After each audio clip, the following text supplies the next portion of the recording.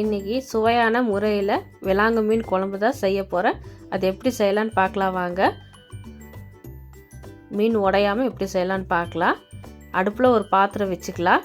எண்ணெய் ஒரு 3 ஸ்பூன் ஊற்றிக்கலாம். கடுகு 1 ஸ்பூன், சோம்பு 1 ஸ்பூன், சீரகம் 1 ஸ்பூன், மிளகு 1 ஸ்பூன் போட்டுக்கிறேன். வெந்தயம் 1/4 ஸ்பூனாட்டம் சேர்த்திக்கிறேன். இதெல்லாம் எண்ணெயில் பொரியிட்டோம். நல்லா பொரிஞ்சு வந்துருச்சு பாருங்கள். அடுத்து கருவேப்பிலை சேர்த்திக்கிறேன். ஒரு கொத்து கருவேப்பிலை சேர்த்திக்கிறேன். சின்ன வெங்காயம் பெரிய வெங்காயம் ரெண்டுமே கலந்து போட்டுக்கிறேன். 3 பெரிய வெங்காயம் கட் பண்ணி சேர்த்திக்கிறேன். இதோட சின்ன வெங்காயம் போட்டுக்கிறேன். ஒரு சின்ன துண்டு இஞ்சி சேர்த்திக்கிறேன். பூண்டு பொடியாக கட் பண்ணி சேர்த்திக்கிறேன். ஒரு 8 பல்லு பூண்டாட்டம் பொடியாக கட் பண்ணி சேர்த்திக்கிறேன். இதெல்லாம் வணக்கிக்கலாம். வணங்கிட்டோம். ஒரு பச்சை மிளகாய் சேர்த்திக்கிறேன். தனி மிளகாத்தூள் 1 ஸ்பூன், மஞ்சத்தூள் 1/4 ஸ்பூனாட்டம் சேர்த்து கலந்து விட்டுக்கிறேன். அப்படியே வணங்கட்டும். இந்த மசாலாவோடு சேர்ந்து வெங்காயமெல்லாம் சேர்ந்து வணங்கட்டும். இப்படி வணக்கிறதால டேஸ்ட் ரொம்ப நல்லா இருக்கும்.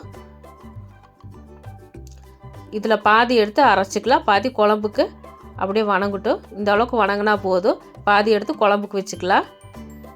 இதோடவே தக்காளி போட்டுக்கலாம். பாதி எடுத்து அரைக்கிறதுக்கு தனியாக எடுத்து வச்சுருக்கேன். இந்த பாதி வணங்கிட்டுருக்கு. அதுலேயே தக்காளி சேர்த்திக்கிறேன்.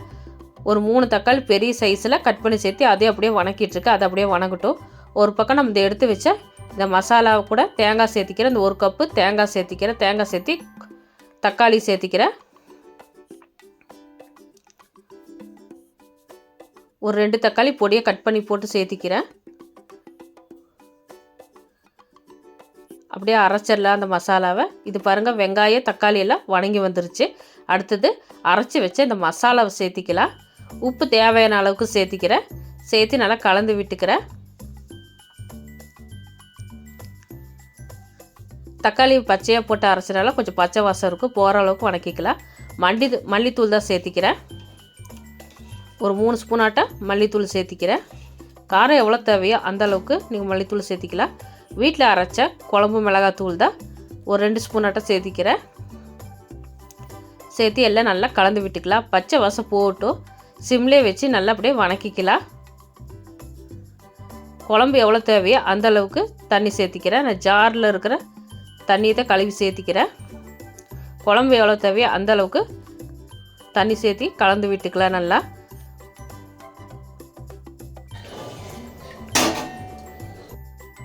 புளி தண்ணி தான் ஒரு பெரிய நெல்லிக்காய் சைஸ் புளி கரைச்சி சேர்த்திக்கிறேன். சேர்த்து நல்லா கலந்து விட்டுக்கிறேன். கலந்து விட்டு நல்லா குழம்பு கொதி வரட்டும்.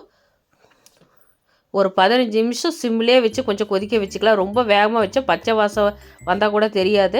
அதனால் ஒரு 15 நிமிஷம் கொஞ்சம் தீ கம்மியாக வச்சு நல்லா பச்சை வாசம் போனதுக்கப்புறம் மீன் சேர்த்திக்கலாம். மீன் பார்த்திங்கன்னா நல்லா கழுவிட்டு உப்பு மிளகாத்தூள் போட்டு நல்லா கலந்து வச்சுருக்கேன். ஒரு 1/2 மணி நேரம் ஊறிச்சு பாருங்கள். மீன் குழம்பு ரெடி ஆயிடுச்சு. சுட சுட மல்லித்தலை தூவிக்கலாம். வச்சு ஒரு 5 நிமிஷத்தில் மீன் வெந்துடும். சுட சுட மீன் குழம்பு ரெடி ஆயிடுச்சு. மூடி வச்சு ஒரு 5 நிமிஷத்தில் இறக்கிடலாம்.